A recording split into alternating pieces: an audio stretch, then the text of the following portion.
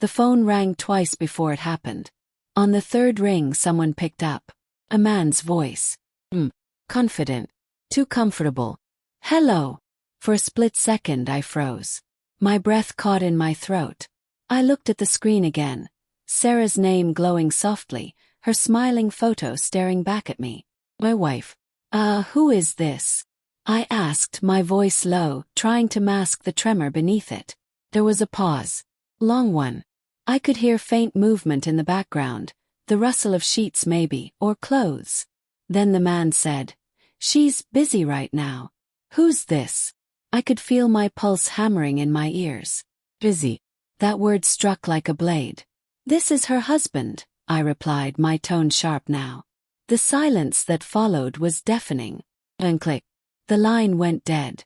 I stared at the phone, at my reflection in the dark screen.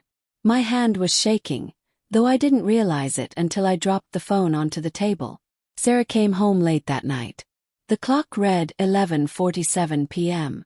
She walked in like nothing had happened. Hair tied up, coat slung over her arm, her face slightly flushed. The faint scent of whiskey and men's cologne clung to her. "You're still up," she said softly, setting her keys down. I was sitting on the couch, the TV off, a single lamp casting a pool of light over the empty room. I didn't answer immediately. I just looked at her. Her smile faltered. "What's wrong?" I picked up my phone from the table and held it up. "I called you today." "Yeah," she said, forcing a light laugh. "Sorry, I must have been in a meeting or..." Another man answered. Her face went pale. She blinked rapidly, lips parting, searching for words. "What? No, what are you talking about?" "Don't," I said, standing up. My voice cracked on that one word. "Don't lie to me, Sarah." For a moment, neither of us spoke. The only sound was the slow, relentless ticking of the clock on the wall. Then she whispered, "It's not what you think." I almost laughed. Not what I think. The most cliched sentence in the world. And yet it shattered something inside me. I took a step closer. "Then tell me. What is it?" She looked down, her fingers tightening around her bag strap. "It was just someone from work." I left my phone on my desk and... "Stop." I didn't shout, but the word came out like a command. "He said you were busy." And then he hung up. That doesn't sound like someone from work. Her eyes glistened now. Guilt, fear, or maybe just the dread of being caught. "You're twisting things, Daniel. You always do this. You imagine the worst." "I imagine the worst because I've been living it," I said, my voice rising. "Because lately you're always late. You're always distant. You laugh at your phone, and when I ask why, you say it's nothing.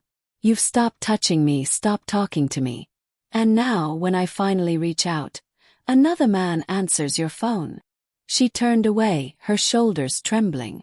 "You don't understand." "Then make me understand," he yelled. Her silence was the answer. That night, she slept in the guest room. Or at least pretended to. I heard the faint creak of the floorboards near 2 a.m., the whisper of her voice on the phone. The next morning she left early, before I woke up, before the sun had even risen. Her mug still sat on the counter, half full of cold coffee. Her wedding ring, still on her finger when she came home last night, was gone. The silence in the house was unbearable. It wasn't just quiet, it was empty. Every corner whispered her name. The couch still smelled like her shampoo. The bathroom mirror still had a faint smudge from her lipstick. And yet she was nowhere. I tried calling again, of course. No answer. Voicemail. Over and over. By afternoon I drove to her office. Her co-workers looked surprised to see me. One of them, a woman named Jenna, hesitated before saying, "Sarah's been taking some personal time." Personal time. The word stung like acid.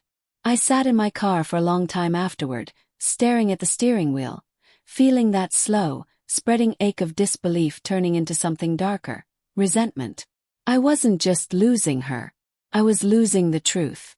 That night I couldn't sleep. Every creak in the house felt like her footsteps. Every gust of wind outside sounded like her voice. I poured myself a drink. Then another. Finally, I opened her laptop, the one she always carried to work. It wasn't hard to guess the password. My birthday, emails, photos, messages, and there it was. Michael, her colleague. I'd met him once. Tall, charming, the kind of man who spoke with easy confidence.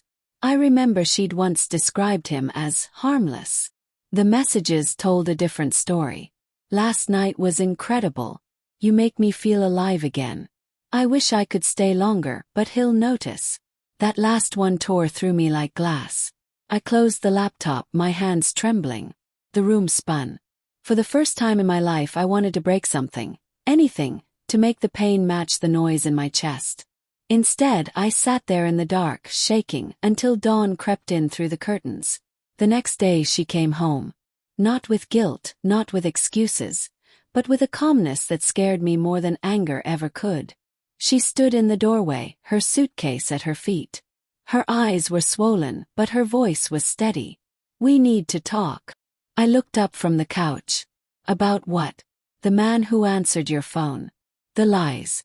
The nights you said you were working late. She flinched, but didn't deny it this time. I didn't mean for it to happen, she said softly. It just did. I felt lonely, Daniel.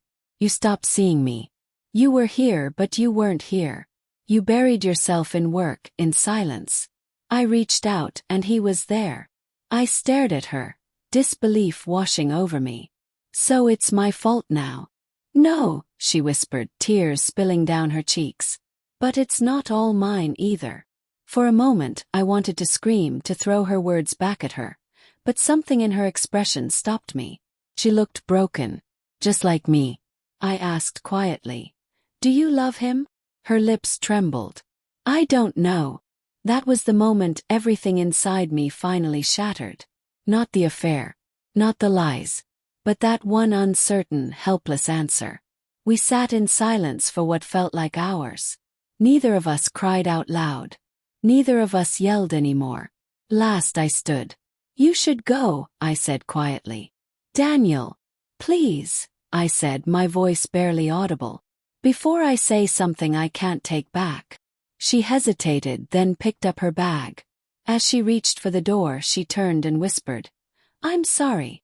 But apologies mean nothing when the damage is already done. The door closed softly behind her. The next day I didn't go to work. I didn't call anyone.